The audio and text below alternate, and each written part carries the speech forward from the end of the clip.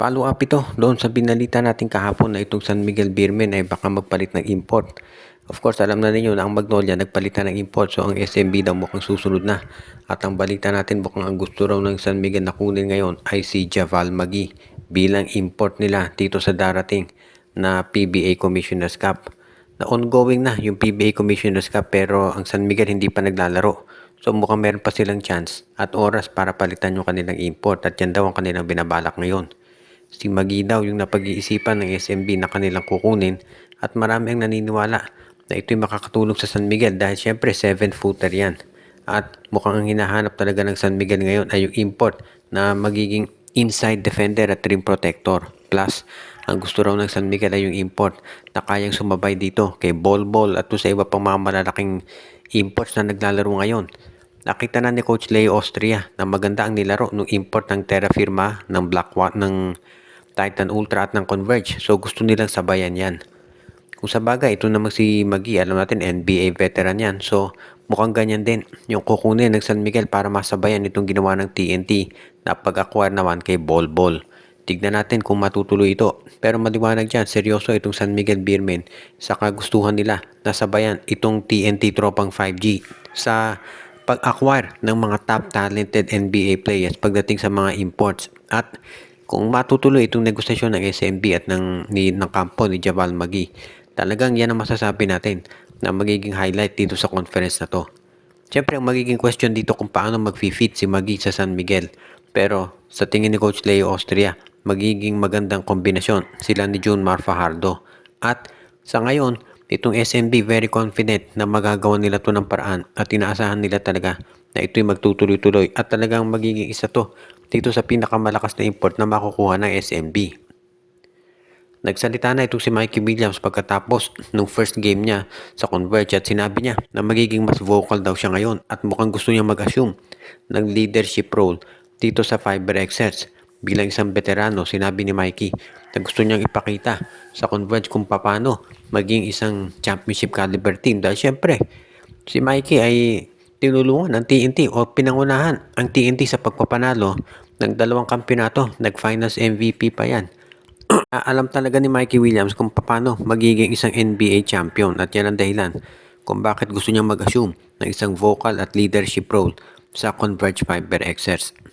Kahit nasabihin pa natin na bago pa lang si Mikey, ang walang duda dito yung kanyang capability at experience at malaki maitutulong yan sa Converge. At yan ang dahilan kung bakit ngayon ay gagawa talaga ng paraan itong Converge FiberXS para ipakita sa lahat na ito'y magiging isa doon sa mga top options talaga pag sila ay gagawa ng paraan. Kaya tignan natin kung makikita ngayon ng kung paano mag-e-excel itong si Mikey Williams sa Converge FiberXS.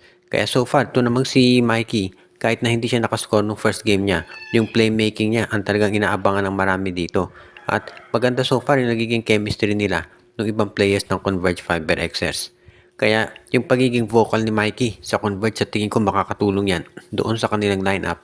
Lalo na at ngayon itong Converge FiberXS talaga ay mukhang determinado na gumawa ng paraan para makapasok sa finals. Kaya yung pagkuha dito kay Mikey Williams talagang magiging malaking bagay yan para dito sa FiberXS. At sigurado na iyan yung gagawin talaga ng Converge para naman yung kanilang roster ay maging mas, sabihin natin, mas makakasabay na sa SMC at sa MVP group. Itong si Mikey Williams, inaasahan din ng marami na habang tumatagal, lalong gagaling yan at babalik na yung dati nitong laro na nagpalakas sa kanya. Ito nga bang si Jerick Hanmisi ay papunta na sa Barangay Ginebra? Ang balita ngayon umiikot, baka daw yung si Maverick mapunta sa San Miguel at si Jerick naman sa Barangay Ginebra. Isa yan dito sa mga posibilidad daw, lalo na at nang nakikita ng karamihan ngayon mukhang pipitasin na raw ng SMC yung magkapatid na Maverick at Jerick. Si Jerick Hanlisi kasi scorer yan at parang yan daw ang nababagay ngayon sa Ginebra at yan ang kinakailangan nila. So mukhang ito matutuloy na talaga yung paglipat niya sa Gene Kings. Kung sa bagay wala namang magugulat yan, lalo na at itong Barangay Ginebra talaga ay medyo kulang pa yung kanilang roster pagdating sa scoring options. Kaya yung pagdagdag kay Jerick Hanmisi makakatulong yan. Lalo na at hindi pa masyadong consistent si Jeremiah Gray. Kaya nga kung sakasakali na matuloy ito, sa tingin ko malaking bagay yan para dito sa koponan ni Coach Tim Cone. Si Jerick Hanmisi maganda pinapakita sa Terra Firma. Nakita natin siya nanguna doon sa 30-point win nila kontra sa Titan Ultra. At marami nga nagsasabi na nasasayang lang yung talent ni Jeric nang naglalaro sa Terra Firma at ito'y pwede talaga na maglaro para sa isang team katulad ng Barangay Ginebra. Kaya nga mukhang ganyan ang magiging sitwasyon ngayon kung sakasakali. At sa tingin ko magiging sabihin na natin na makatutulong sa Ginebra kung itong si Jeric Ahanmisi ay makuha nila. Kahit na ang ipalit pa dyan ay itong si Jason David. Si David ay mahusay na player din pero kung pag-uusapan natin yung scoring, mas nababagay si Ahanmisi sa Ginebra. Kaya sa tingin ko ito yung trade na papayagan talaga ni Coach Tim Cone. Kung sa bagay wala namang magugulat dahil kakukuha lang nga ng Ginebra kay Kmar Carino mula sa Terra Firma Jeep. So kung makuha naman nila si Jeric Ahanmisi, wala na magtataka dyan. At kung si Maverick naman mapunta sa San Miguel, well, inaasahan na rin niya ng marami. San Miguel ay naghahanap ng isang point guard na pwede nilang magamit ngayon. Ang Rain or Shine Elasto Painters nga ba ay interesado na makuha ang serbisyo nitong si Christian Stan Hardinger. Kung inyo maalala, itong si Coach Yang Giao, kinuha niya itong si Stanley Pringle bilang isang veteran presence. At ang balita, ito raw si Pringle, kinakausap na itong si Stan Hardinger na lumipat sa Rain or Shine Elasto Painters. Alam natin na itong Rain or Shine Elasto Painters, independent team yan. So mas malaki yung tsansa na itong si Coach Yang Giao ay makukuha si Stan Hardinger. Dahil itong Terra Firma, ayaw lang i-trade si Stan Hardinger sa MVP group dahil yan ang karibal ng SMC. Pero kung sa isang independent team katulad ng Rain or Shine, malaki ang tsansa na iyan ay makuha talaga. At sa tingin ko papayag itong Converge, itong SMC, lalo na kung ang ibibigay ni Coach Yang Giao na kapalit para dito kay Stan Hardinger ay isang katulad ni Luis Villegas o isang first round draft pick. Maraming promising players sa Rain or Shine na magagamit at sa tingin ko pwede talaga dyan na ito nga ang kunin nila. Dahil kung sa bagay, itong si Stan Hardinger magagamit yan ni Coach Yang Giao. Dahil ito'y big man talaga, may post presence at sana ito nung takbuhan ng laro dahil syempre ilang years din to na naglaro para sa Gilas Pilipinas. Kaya nga pwede talaga itong si Stan Hardinger na magamit.